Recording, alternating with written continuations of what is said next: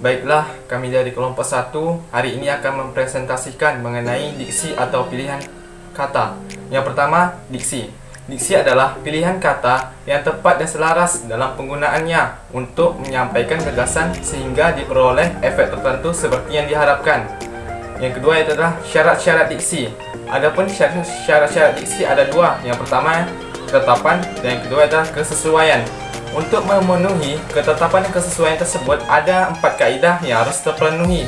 Yang pertama adalah kaidah kelompok kata, yang kedua kaidah kata, ketiga kaidah lingkungan sosial, dan terakhir atau yang keempat adalah kaidah ngarang-ngarang. Poin kedua adalah kata denotatif dan kata konotatif. Yang pertama, kata denotatif sering juga disebut dengan kata denotasi yang berarti makna yang sebenarnya, yang sama dengan makna lugas untuk menyampaikan sesuatu yang bersifat faktual. Contoh dari kata denotatif yang pertama ada Pasparto membeli susu. Contoh lainnya ada kambing hitamku beranak 3. Yang kedua itu adalah kata konotatif. Kata konotatif adalah kata yang tidak bermakna sebenarnya atau makna kata dalam konteks sindiran. Contohnya seperti kata Joni adalah sampah masyarakat di kampungnya, atau contoh lainnya itu adalah Andi adalah kambing hitam dalam masalah tersebut. Kata umum dan kata khusus. Kata umum memiliki arti kata yang memiliki cangkupan luas dalam artinya, atau sering juga disebut dengan istilah hipernim.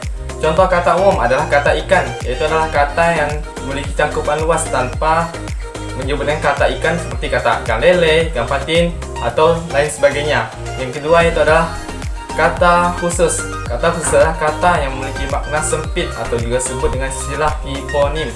Contoh kata khusus adalah sapi, kerbau, kuda adalah hewan mamalia, yang dimana kata sapi, kerbau, kuda adalah kata khusus yang menyebutkan hewan tersebut, sedangkan kata mamalia adalah kata umum yang menyebutkan cangkupan luas. Sekian. Baiklah, saya akan melanjutkan penjelasan dari Dimas Fakhrul Razi.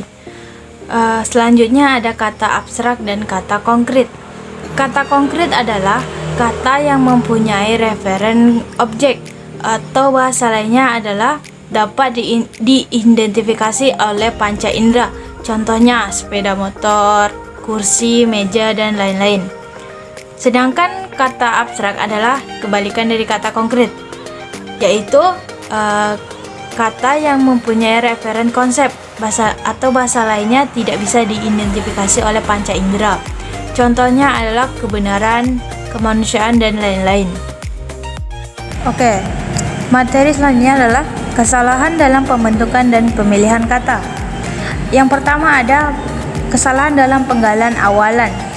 Saya contohkan awalan me. Contoh kalimatnya, Amerika Serikat luncurkan pesawat bolak-balik Kolombia.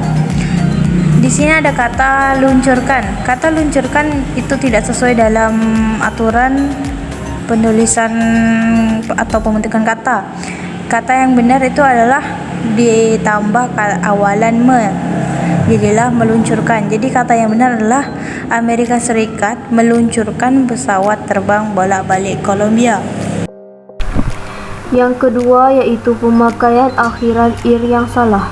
Contohnya, saya sanggup mengkoordinir kegiatan itu. Seharusnya mengkoordinir diganti menjadi kalimatnya saya sanggup mengkoordinasi kegiatan itu. Kesalahan dalam pembentukan kata dan pemilihan kata selanjutnya ada padanan yang tidak selaras dan pemakaian kata depan yang kurang tepat. Saya contohkan, Neni lebih cerdas dari Vina. Itu dianggap kurang tepat. Seharusnya yang benar adalah Neni lebih cerdas daripada Vina. Nah, itu baru yang benar. Nah, selanjutnya ada pembentukan kata. Pembentukan kata atau morfologi adalah bidang ilmu bahasa yang mengkaji perkataan dari segi struktur, bentuk, dan penggolongan kata. Dalam proses pembentukan kata terdapat imbuhan, kata ulang, dan komposisi. Yang pertama ada imbuhan. Imbuhan atau bahasa lainnya adalah afiksasi, merupakan kata atau bentuk kecil yang lengket ke kata dasar. Contoh kata dasarnya makan. Makan merupakan contoh kata dasar yang terdapat dalam Kamus Besar Bahasa Indonesia. Kata makan ditambahkan imbuhan me jadilah memakan. Ditambahkan an jadilah makanan. Ditambah di jadilah dimakan. Afiksasi memiliki beberapa jenis. Yang pertama ada prefiks atau imbuhan depan. Contohnya me, ter, be, ke, se, dan lain-lain. Imbuhan me ditambah kata dasar masak jadilah memasak. Imbuhan ter ditambah bawa jadilah terbawa. Yang kedua ada sufiks atau imbuhan belakang. Contohnya an, kan, nya, dan lain-lain. Kata dasar makanan ditambah imbuhan belakang an jadilah makanan. Kata dasar beli ditambah imbuhan belakang kan jadilah belikan. Selanjutnya ada konfiks atau imbuhan gabungan. Si konfiks atau imbuhan gabungan ini dianya tuh mengapit sebuah kata dasar. Contoh kata dasar imbuhan gabungan adalah kean, pean, mekan, dan lain-lain.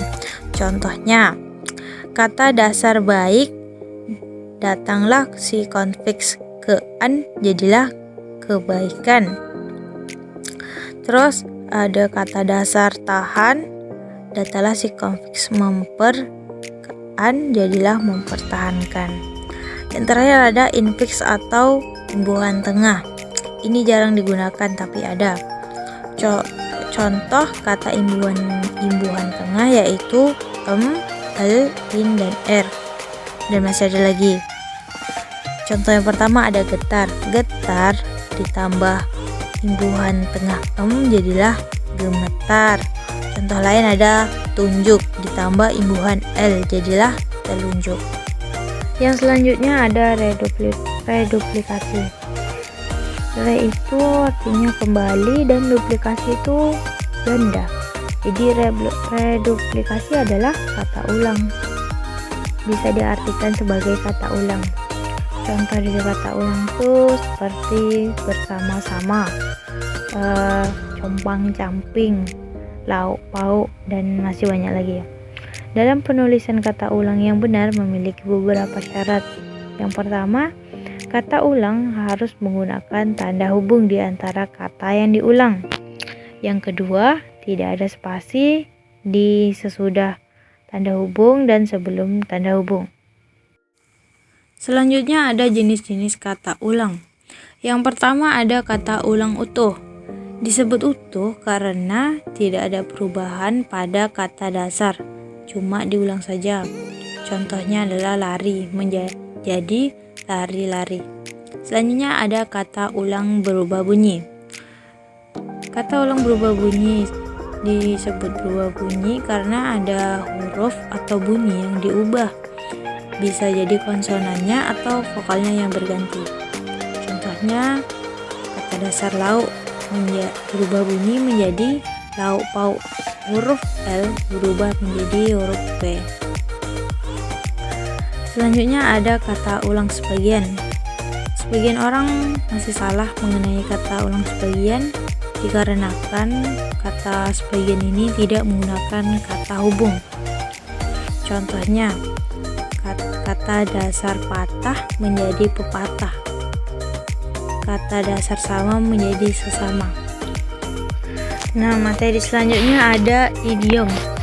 Idiomatik atau ungkapan, yaitu gabungan kata-kata yang memiliki makna yang bukan makna dari unsur-unsur kata-kata pembentuknya. Artinya dari gabungan kata menjadi sebuah makna yang baru, atau bisa disebut makna yang tidak sebenarnya atau sebuah kiasan. Idiom atau ungkapan ini berfungsi untuk pelengkap predikat. Kita contohkan banting. Kata satu ada banting, kata dua ada tulang. Saat kita jadikan satu kalimat banting tulang, memiliki makna yang berbeda, artinya kerja keras. Contoh yang kedua, kata 1 gulung, kata 2 tikar. Saat kita gabungkan jadilah gulung tikar. Bukan berarti kita menggulung tikar, namun artinya adalah bangkrut. Terus ada kata 1 meja, kata 2 hijau. Jadilah meja hijau. Bukan berarti mejanya berwarna hijau, namun memiliki makna pengadilan atau tempat sidang. Nah, setelah tadi ada fiksasi atau imbuhan dan reduplikasi atau kata ulang, sekarang ada namanya kata majemuk. Kata majemuk atau komposisi. Majemuk sendiri itu artinya lebih dari satu. Jadi kata majemuk atau komposisi adalah kelompok kata yang bergabung membentuk makna baru. Kalau dirumuskan, A tambah B jadilah C. Sekarang kita punya kata rumah dan kata sakit. Kata rumah dan kata sakit itu memiliki makna yang berbeda. Kata rumah kurang lebihnya memiliki arti sebagai bangunan yang menjadi tempat manusia untuk tinggal. Sedangkan sakit merupakan kondisi yang menggambarkan keadaan yang tidak sehat. Nah, kita punya rekonstruksi rumah dan sakit. Dan kita gabungkan jadilah rumah sakit. Ternyata rumah sakit itu memiliki makna yang berbeda. Jadi rumah sakit memiliki makna rumah atau bangunan tempat merawat orang-orang sakit.